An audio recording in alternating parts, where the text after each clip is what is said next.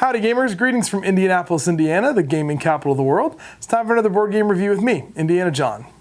Today we're taking a look at a game that's actually right here in my pocket. A very tiny game called Hue.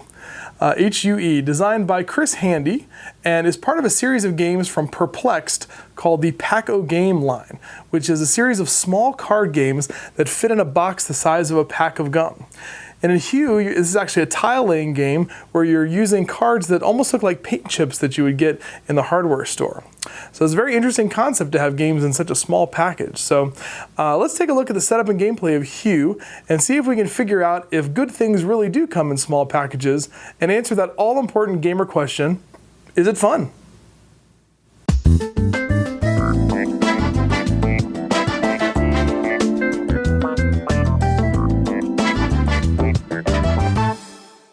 So when you open up the box to Hue, this little pack of gum here, you'll see that you get a little rule pamphlet and a series of these little long cards. Now the cards are really good quality. They're linen finished cards and they've got all these different colors on them here.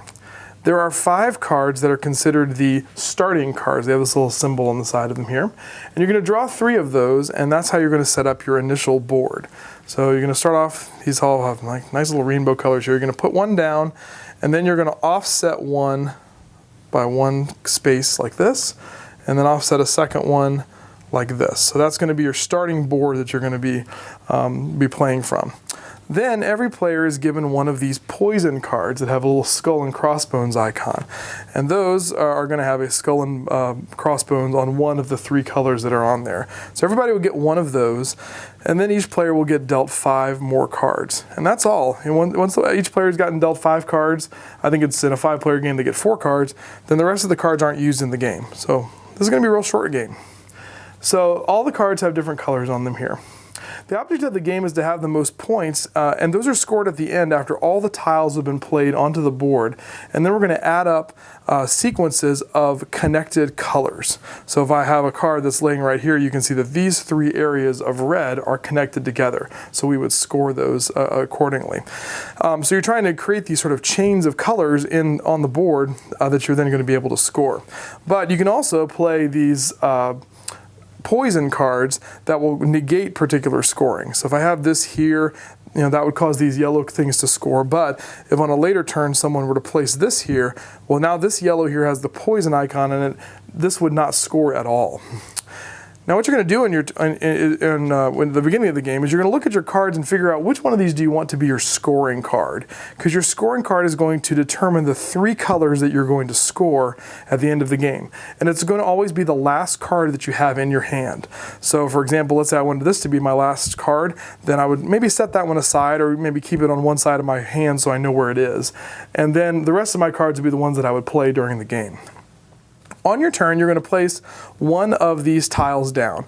And the only rule is that you can see that each tile is divided up into 3 squares. And you have to lay it adjacent to another square. So like this would be an appropriate legal move. This would be a legal move.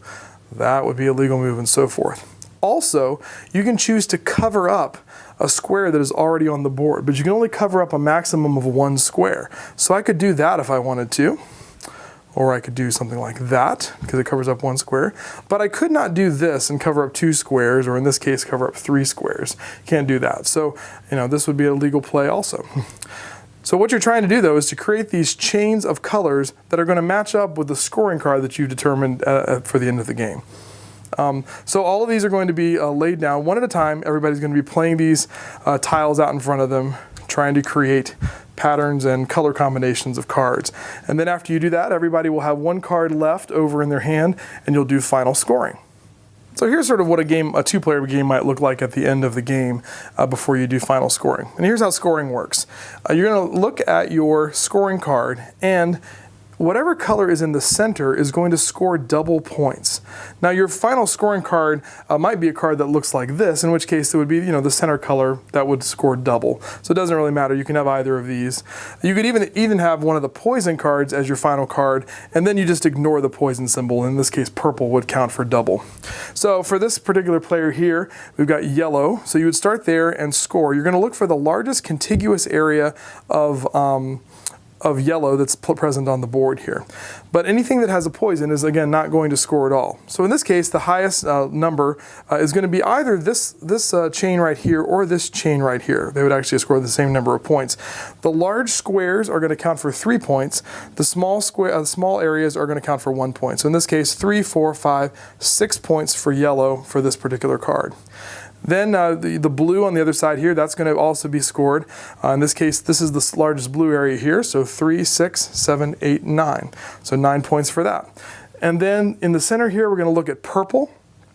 And in this case, it looks like the largest purple section is this section of 3 right here. 3, 6, 9, and because it's double, that's going to be 18 points. So you'll add all 3 of those scores up. That'll be your final score. Each player will do that for their scoring card, and whoever has the highest number of points is the winner of Hue. So it seems like micro games are all the rage right now. Little games that cost in the sort of $10 to $20 range that you can put in your backpack or in your gaming bag and just pull out and play quickly. And the Paco game series, of which Hue is a part of, kind of takes this a step farther by making tiny, tiny micro games that you can even fit into a pocket rather than even into a backpack. So I think that the concept behind the Paco games is really interesting. But the real question becomes, are these good games? Well, right now we're just talking about Hue, and this is really the only one in this series that I've had an opportunity to play. But I gotta tell you that based upon the gameplay, I want to pick up more of these games and check them out because Hue is a fantastic little game. It just takes, as you can see in my rules explanation, just a couple of minutes to learn how to play.